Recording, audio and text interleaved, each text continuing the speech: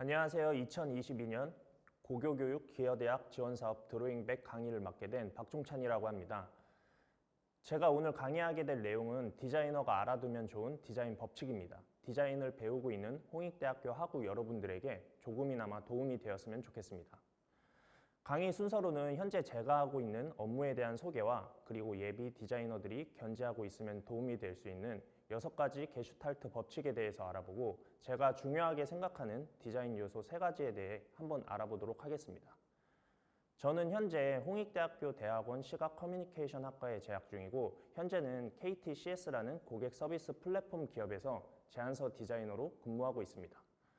저희 회사는 다양한 컨택센터 운영과 KT 고객센터 및 114 사업 등을 하는 회사입니다. 저는 회사에 사업 제안서를 작성하는 부서에서 사업 수주를 위한 제안서 디자인을 하고 있습니다.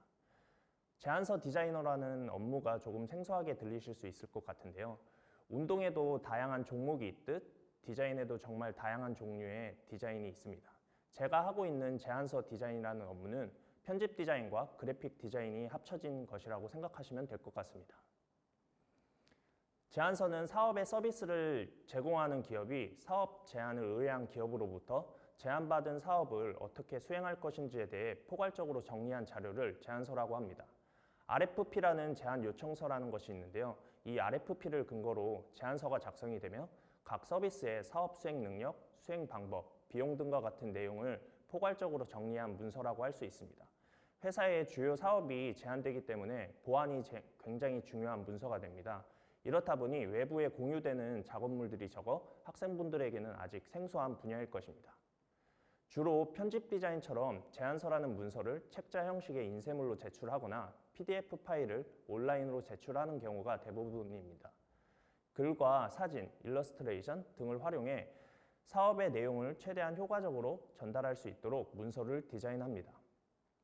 기본적인 편집 회사의 인디자인 사용보다도 MS 오피스의 파워포인트를 주로 사용하는 업무를 하게 됩니다. 제안서 디자인의 예시안을 보시면 다음과 같이 편집 디자인적인 요소와 그래픽 디자인의 요소가 많이 들어가게 됩니다. 또한 인포그래픽을 활용해 정보를 요약해 전달하는 부분이 많은 디자인 중 하나입니다. 동시에 제안서 디자이너들은 작업된 제안서를 바탕으로 발표 자료를 따로 만들어 경쟁 PT에 사용하게 됩니다. 이렇게 쓰여진 발표 자료를 통해 발주를 넣은 기업으로부터 제안서와 함께 평가를 받아 사업이 선정이 됩니다. 사업 수주에 큰 영향을 미치기 때문에 기업 입장에서는 굉장히 중요한 자료라고 할 수 있습니다. 제안서나 프레젠테이션 디자인 업계에 계시는 분들은 다음과 같이 전시회나 발표회 혹은 모터쇼 등의 프레젠테이션을 기획하여 디자인을 하는 것도 동일한 업종의 하나로 이해하시면 될 것 같습니다. 디자이너들이 사용할 수 있는 툴이 여러 가지가 있지만 생각보다 프레젠테이션이라는 도구는 디자이너들이 사용하면 굉장히 강력한 도구가 될 수 있습니다. 특히 파워포인트 같은 경우는 여전히 많은 기업에서 보고서, 제안서 등의 많은 용도로 사용되는 프로그램이기 때문에 학교에서 파워포인트를 자주 접해보거나 능숙한 사용을 하시는 분들은 프레젠테이션 역량을 빠르게 키울 수 있을 거라고 생각됩니다. 제안서 디자인은 많은 데이터를 시각화하여 시각 자료를 만들다 보니 효과적인 화면 구성이 아니면 정보 전달이 다른 디자인보다 어려울 수 있습니다. 저는 제안서 디자인 일을 하면서 디자이너에게 정보를 전달하는 능력이 매우 중요하다고 생각되었습니다. 그래서 저는 디자이너가 정보를 효과적으로 다루는 데 도움이 될 수 있는 이론에 대해 소개해 드리려고 합니다. 바로 게슈탈트 이론이라는 것인데요. UI, UX에서는 거의 필수적으로 다루는 이론이다 보니 그쪽에 관심이 많으신 분들은 이미 알고 계실 거라고 생각됩니다. 해당 이론은 수많은 정보를 정리하고 효과적으로 장표를 구성하기 위해 디자이너들이 필수적으로 알고 있으면 좋은 이론이라고 할 수 있습니다. 게슈탈트는 독일어로 전체 모양, 형태, 모습, 형상 등의 의미를 시각적으로 형상화한 개념입니다. 심리학에서는 게슈탈트라는 의미는 세상을 지각하는 방식을 의미한다고 합니다. 디자인을 할 때 마치 디자이너들이 약속한 듯 스스로 지키고 있는 이 게슈탈트 이론에 대해서 함께 보도록 하겠습니다. 지금 여기에 나와 있는 불규칙한 형태의 여러 점들이 보이시나요? 이것을 조금 더 확대해서 한번 보게 되면 서로 다른 점과 모양이 있지만 우리는 불규칙한 이 형태를 개별로 보는 것이 아니라 하나의 큰 덩어리로 인지를 하고 우리가 알고 있는 개의 옆모습의 형태로 인식하게 됩니다. 이처럼 해당 이미지에는 수많은 불규칙한 점들이 있지만 여기에서 보여주고자 하는 부분을 의도적으로 보여줄 수 있다는 것입니다. 오늘 교육에서는 사람이 내가 동작하는 방식과 시각물을 바라보는 방식을 통해 어떻게 시각물을 효과적으로 구성할 수 있는지 6가지 방법에 대해서 알아보도록 하겠습니다. 게슈탈트 이론의 골자는 다음과 같습니다. 우리의 뇌는 구성 요소들을 개별적으로 보기에 앞서 그 윤곽이나 패턴, 형태적 차이를 먼저 파악하려는 습성을 지녔다. 즉, 우리의 뇌는 부분을 보는 것이 아니라 전체를 본다는 것입니다. 앞서 본 달마시안의 이미지처럼 여러 불규칙한 점들이 많다고 그 점들을 보는 것이 아닌 전체적인 형태를 먼저 인지하게 된다는 것입니다. 다음에 사진을 한번 볼까요? 숲과 도시의 텍스트와 이미지가 각각 놓여 있습니다. 다음과 같이 사진과 텍스트가 연관성 없이 의식의 흐름대로 지면에 나열하다 보면 무엇을 우선적으로 봐야 하는지 모르는 상황이 옵니다. 디자이너들은 대부분 이런 장표를 다음과 같이 정리할 것입니다. 사진과 텍스트의 내용을 고려해 같은 내용의 요소들끼리 배열하고 텍스트의 시각적 우선순위를 만들어 그룹화시켰습니다. 앞에서는 총 4개의 그룹으로 볼 수 있었던 것을 2개의 그룹으로 단순화하였습니다. 지금은 4개에서 2개가 되었지만 더 많은 정보를 다루어야 하는 디자이너들에게는 수많은 정보를 단순화하여 효과적으로 전달할 수 있게 됩니다. 먼저 게슈탈트 이론의 첫 번째 원리, 유사성의 원리입니다. 색깔, 모양, 크기가 동일한 요소들을 하나의 관계로 묶으려는 경향을 말합니다. 그림을 보시면 유사한 도형끼리 삼각형, 원형, 사각형끼리 묶여 인지하게 됩니다. 하지만 여기에 색상을 추가하게 되면 형태보다 우위에서 색상을 인지하게 됩니다. 조금 전에는 같은 형태를 묶어 인지했다면 이번에는 색상별로 인지하는 것을 볼 수 있습니다. 백화점에서 상점에 들렸을 때 직원들이 동일한 유니폼을 입고 있다면 다른 체형을 가진 사람들에게서도 우리는 통일감을 느끼는 것을 예로 들 수 있습니다. 이런 유사성의 원리는 많은 부분에서 사용되고 있습니다. 조금 심화된 버전을 보자면 좌측의 웹페이지에서 어떠한 유사성의 흐름이 보이시지 않나요? 좌측에 동일한 크기의 이미지가 들어가고 그 다음 헤드라인이 들어가고 밑에 소제목이 들어가는 일정한 규칙이 만들어져서 하나의 유사한 그룹을 우측과 같이 보이게 됩니다. 앞으로 계속 동일한 이야기들이 중복이 될 텐데 그중 하나가 그룹핑을 하는 연습입니다. 우측과 같이 그룹핑하는 연습을 한다면 레이아웃을 구성하는 데 많은 도움이 될 수 있을 것입니다. 이러한 웹페이지에서도 유사성의 원리를 찾아볼 수 있습니다.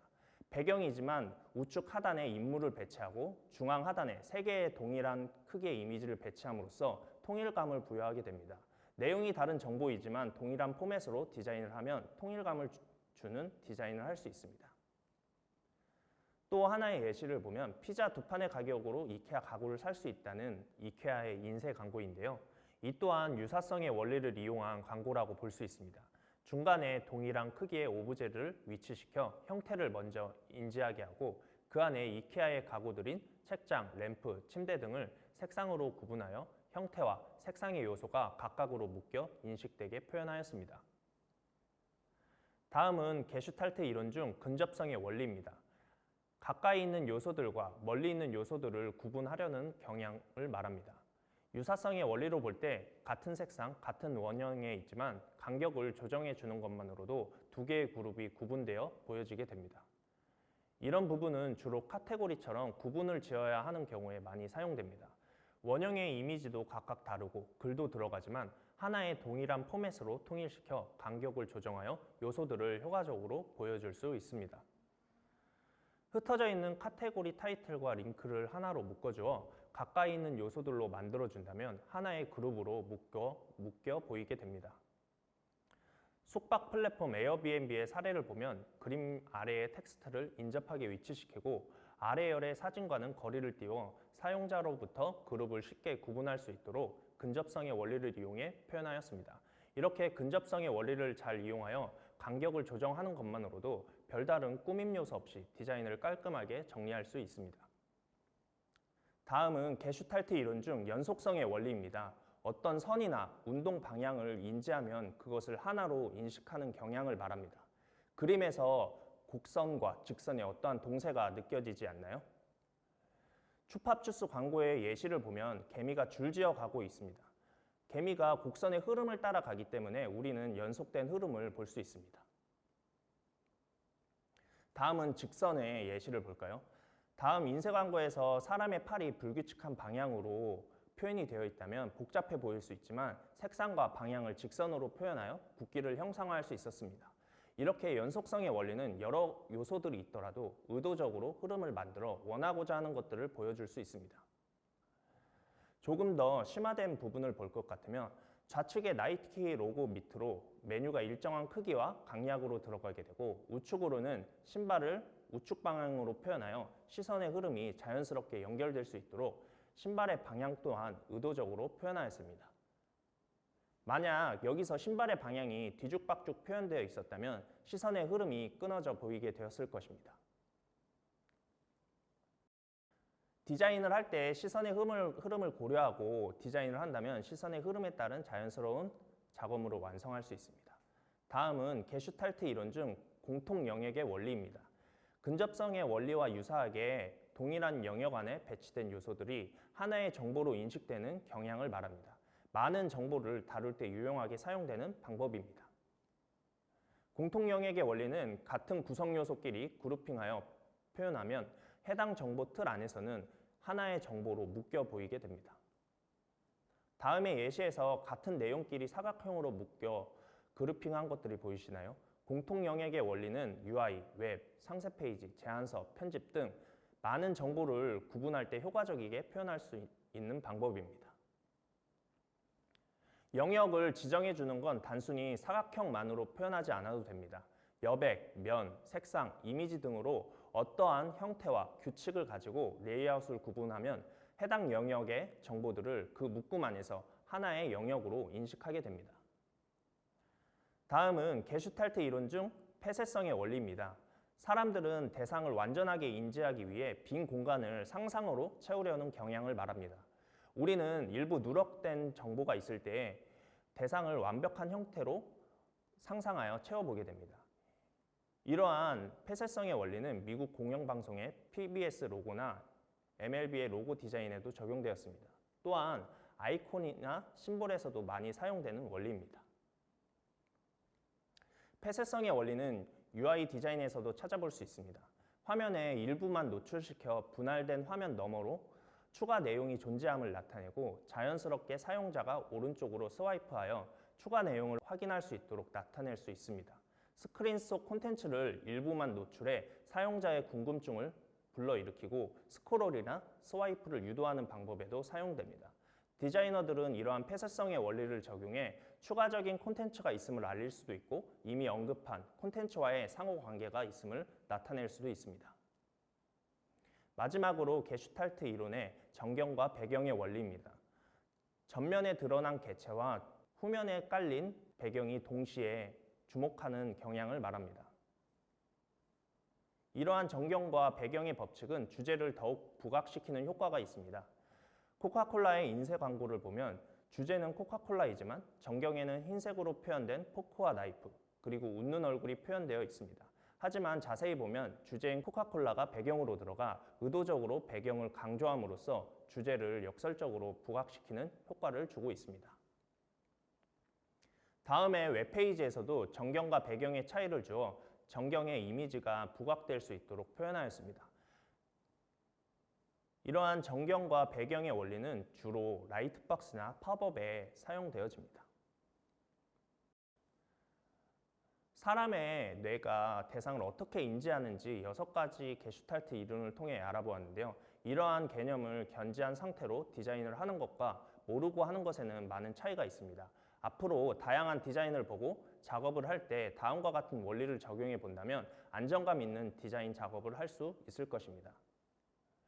지금까지는 사람이 대상을 어떻게 인지하는지 배웠다면 이번에는 디자인을 할 때 정보의 우선순위를 어떻게 효과적으로 다듬을 수 있는지 알아보겠습니다. 정보의 우선순위를 다듬는 이유는 가장 핵심적인 메시지를 타깃에게 효과적으로 전달하기 위해서입니다. 정보의 우선순위를 다듬기 위해 그룹핑을 해야 하는데요. 흩어진 정보를 비슷한 것끼리 모으는 것을 그룹핑이라고 합니다.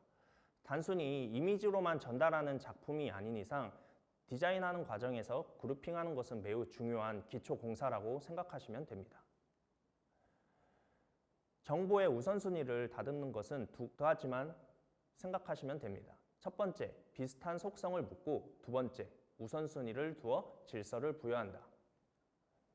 그룹핑을 하기 전에 먼저 그리드라는 일관된 프레임워크를 사용하는데요. 이러한 가상에서는 레이아웃을 잡을 때 반드시 사용하는 것은 아니지만 그리드를 활용해 정보를 그룹핑하게 될 경우 효과적인 도구가 될 수 있습니다. 그래서 저는 어떤 디자인을 하든지 반드시 그리드 시스템을 그려놓고 작업을 진행합니다. 그리드를 사용해 가상의 선을 표시하고 그 안에 비슷한 정보들을 그룹핑한 웹 스케치 예시입니다. 이러한 것들을 기반으로 그룹핑 작업 예시를 보겠습니다. 다음과 같은 텍스트 안에 비슷한 정보끼리 묶어보겠습니다. 제목, 소제목, 본문으로 구역을 구분하였습니다. 앞서 배운 근접성의 원리를 적용해 그룹핑된 정보들의 간격을 주고 다른 영역으로 인지시켜 보도록 하겠습니다. 이렇게 간격을 주어 레이아웃을 구성하였습니다. 특히 이런 간격이나 여백을 줄 때 전문 디자이너들은 자유롭게 배치할 수 있지만 오늘 교육에서는 8:2의 구성으로 표현하였습니다. 나중에 이러한 리듬이 익숙해진다면 9:1, 7:3, 6:4 등등 자유롭게 레이아웃을 구성할 수 있을 것입니다. 이렇게 덩어리를 세분화하였으면 여기서 강조할 부분들은 각자 입맛에 맞게 폰트의 차이를 주거나 크기를 조절해 정보의 위계를 표현하면 됩니다. 그리고 여백 사이에 핵심 이미지를 넣어주면 시선을 끌어 주목도를 높일 수 있습니다. 주목도를 더 높이기 위한 방법으로는 컬러를 사용하거나 도형을 사용할 수 있습니다. 두 번째로 시선의 흐름입니다. 이 방식은 구텐베르크 다이어그램이라고 하는데요. 이렇게 심플한 페이지에 간격을 나눠서 정보를 구분하고 우측에 이미지를 넣을 경우 시선의 흐름 또한 지그재그 방식으로 읽히게 됩니다. 우리는 인쇄물을 화면의 왼쪽에서부터 읽고 오른쪽 아래로 이동하는데요. 마치 중력의 흐름을 따라 내려가면서 읽히기 때문에 읽기 중력이라고 부릅니다. 이런 원리를 이용해 앞선 예시처럼 심플한 페이지에서는 Z자형의 시선의 흐름을 유도할 수 있습니다. 사람의 시선이 적은 정보일 경우에는 Z자형을 그리며 이동한다는 것인데 이것을 활용하기 위해서는 각 코너마다 중요한 콘텐츠를 심어놓는 것이 좋습니다. 예로 Z자가 멈춰지는 포인트를 노려 사용자가 더 봤으면 하는 중요한 콘텐츠들을 배치할 경우 효과적인 정보 전달을 할 수 있습니다. 이러한 웹페이지의 경우 좌측 상단에 로고로부터 시선의 흐름이 시작하여 우측의 상단 배너를 지나 Z자형의 포인트마다 중요한 요소들을 입력해 둔 것을 볼 수 있습니다. 다음은 콘텐츠의 내용이 방대하거나 반복되는 경우에 F자형 패턴을 활용해 볼 수 있습니다. 이것은 내용이 많은 상황에서는 사람의 시선이 F자 형태로 읽혀진다는 것을 의미합니다. 다만 높이가 낮아질수록 읽는 길이가 짧아지기 때문에 중요한 핵심 내용은 세로축에 기반을 두는 것이 효과적입니다. 사용자들이 화면을 볼 때 텍스트를 읽는 것을 아이 트래킹한 화면입니다. 내용이 많은 경우 주로 F자 형태로 스크롤을 내리며 읽는 모습을 볼 수 있습니다. 요약하자면 구텐베르크 다이어그램은 콘텐츠를 읽을 때 시선이 시작되는 좌측 상단에서 우측 하단으로 읽혀집니다. 이에 따르면 하나의 페이지 내에 중요한 부분은 좌측 상단과 우측 하단으로 위치시키고 덜 중요한 부분은 우측 상단과 좌측 하단에 위치시킨다면 많은 정보에서도 효과적으로 우선순위를 나누어 디자인할 수 있게 됩니다. 마지막으로 디자인의 요소 세 번째, 컬러입니다. 사실 색상은 참고할 수 있는 레퍼런스가 굉장히 많이 있습니다. 어도비 컬러 사이트를 이용해 실시간으로 원하는 색을 사용할 수도 있고 핀터레스트 같은 사이트에 컬러 팔레트만 검색해도 수많은 레퍼런스를 얻을 수 있습니다. 하지만 디자이너라면 단순히 예쁜 색만 스포이드로 뽑아 사용하는 것이 아니라 색상에 담겨진 원리를 알고 사용해야 한다고 생각합니다. 여러분은 이마트를 생각하면 무슨 색이 떠오르시나요? 아마 노란색이 떠오를 텐데요. 하지만 이마트를 구성하는 색상에서 이마트의 주제색인 노란색은 전체의 5%밖에 차지하지 않고 있다고 합니다. 스타벅스도 한번 떠올려 볼까요? 스타벅스를 생각하면 바로 짙은 초록색이 생각날 것입니다. 하지만 스타벅스 매장에 우리가 인식하고 있는 초록색은 전체의 5%밖에 되지 않는다고 합니다. 기본적으로 따뜻한 느낌의 아이보리색이 75%, 보조 색상의 짙은 갈색이 20%, 우리가 스타벅스 하면 생각나는 그 초록색이 5%의 비율을 차지한다고 합니다. 좋아 보이는 것들의 비밀이라는 책에서는 최상의 컬러 조합의 비율을 70대 25대 5%라고 말해줍니다. 즉, 기본 색상 70%, 보조 색상 25%, 주제 색상 5%를 말하는 건데요. 이마트의 주제 색상이 노란색이면 기본 색상이 갈색, 보조 색상이 흰색이 됩니다. 이마트나 스타벅스에서 주제 색상이 차지하는 부분은 일부분이지만 우리는 이마트를 노란색으로, 스타벅스를 초록색으로 인식하게 됩니다. 즉, 노란색 주제색이라고 해도 노란색만 있거나 두 가지 색만 활용하면 조화로운 느낌이 들지 않을 수 있습니다. 주제 색상은 5%로만 구성을 하고 나머지 두 가지 색상으로 조화를 맞춰주는 것이 공간 안에서 가장 잘 어울리는 비율이라고 합니다.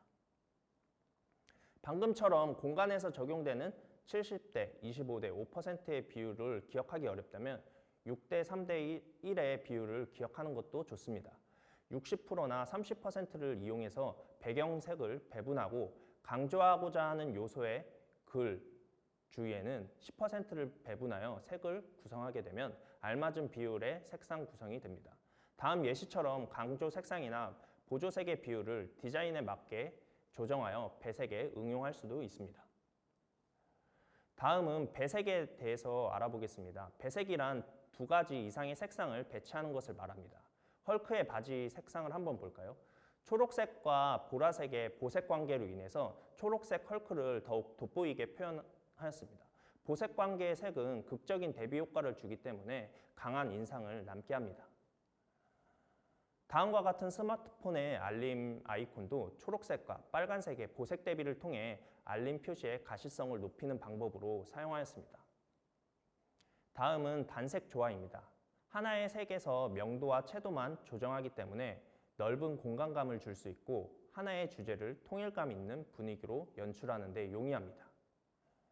만약에 다음과 같은 인포그래픽에 각 수치마다 알록달록한 배색으로 표현했다면 굉장히 어지럽게 보였을 것입니다. 하지만 단색 조화로 표현하여 정보를 파악하기가 쉬워졌고 명도와 채도를 사용해 정보의 강약을 표현하여 더 직관적이게 보여주었습니다. 단색 사용에 좋은 예시라고 할 수 있습니다. 다음은 유사색입니다. 유사색은 인접한 색상의 색을 사용하는 배색입니다. 주로 자연이나 우리 주변에서 보이는 색상에 녹아들어 있기 때문에 가장 편안하게 볼 수 있다는 장점이 있습니다. 삼색 조화는 색상 안에 맞은편에 3개의 색상을 사용하는 것인데 다른 배색에 비해 분위기가 극대화된다는 장점이 있어 만화나 초현실주의 그림에 많이 사용됩니다. 따라서 화려하고 눈에 띄는 작업물을 디자인할 때 사용하면 유용한 색 조합입니다. 다음은 색상 컨셉에 맞는 색상을 사용하고 로고 예시를 통해서 한번 알아보도록 하겠습니다. 기본 색상에 속하는 빨간색은 에너지, 열정, 힘과 관련되어 있습니다. 반대로 빨간색은 분노나 위험과 연관되기도 합니다. 평화롭고 고요한 로고 색상을 찾고 있다면 빨간색은 적합하지 않을 수 있습니다. 주황색은 밝고 따뜻한 느낌을 전달합니다. 또한 행복, 신뢰의 느낌을 전달해주기 때문에 유쾌한 이미지를 주고자 하는 산업에서는 탁월한 선택의 색상이 될 수 있습니다. 노란색은 행복과 기쁨을 전달하는 산업 분야에서 인기 있게 사용되는 색상입니다. 이와 동시에 노란색은 눈에 매우 잘 띄기 때문에 빨간색처럼 경고 사인이나 위험 표시와도 연관이 됩니다. 그렇기 때문에 너무 색을 남발할 경우 시선을 흐트러뜨리는 색상이 되기도 합니다. 초록색은 친환경 브랜드나 농업, 원예, 재활용, 재생에너지 등 환경과 관련된 산업에서 가장 많이 사용됩니다. 이러한 산업군은 자연과 관련되어 있어 유기농 및 내추럴 브랜드에서 인기 있게 사용되는 색상입니다. 또한 파란색은 평온하고 고요한 느낌을 주기 때문에 차분한 느낌을 전달하려는 사람들에게 인기 있는 색상입니다. 자주색은 왕실의 상징적인 색상으로 사용되며 고급스러우면서도 퇴폐적인 느낌을 줍니다. 자주색은 수많은 산업 분야에서 찾아볼 수 있지만 화장품 브랜드, 캔디류 및 제과, 패션 및 아동 브랜드에 일반적으로 사용되는 색상입니다. 핑크색은 에너지가 넘치고 젊음, 행복, 평온을 적절하게 풀어내 현대적으로 전달할 수 있는 색상입니다. 한때 여성적인 이미지를 떠올리게 하는 색상이었지만 현재는 다양하게 사용되는 색상으로 자리 잡게 되었습니다. 블랙 앤 화이트 색상은 유행을 타지 않아 제한 없이 사용할 수 있는 색상입니다. 블랙은 고급스러우면서 세련미를 주고 흰색과 매치하면 그 느낌을 더욱 직관적으로 전달할 수 있는 색상입니다. 이렇게 제가 생각하는 디자인의 중요한 세 가지 요소, 그룹핑, 시선의 흐름, 색상에 대해서 알아보았습니다. 짧은 시간이지만 게슈탈트 시각 이론을 통한 6가지 디자인 법칙과 디자인의 세 가지 요소에 대해 알아보았는데 도움이 되셨나요?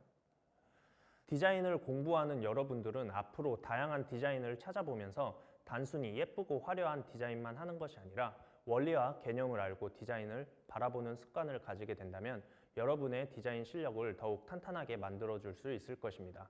이러한 내용을 통해 디자인을 공부하는 여러분들의 디자인이 의미 없는 디자인이 아니라 이유 있는 디자인이 되었으면 좋겠습니다. 지금까지 시청해 주셔서 감사합니다.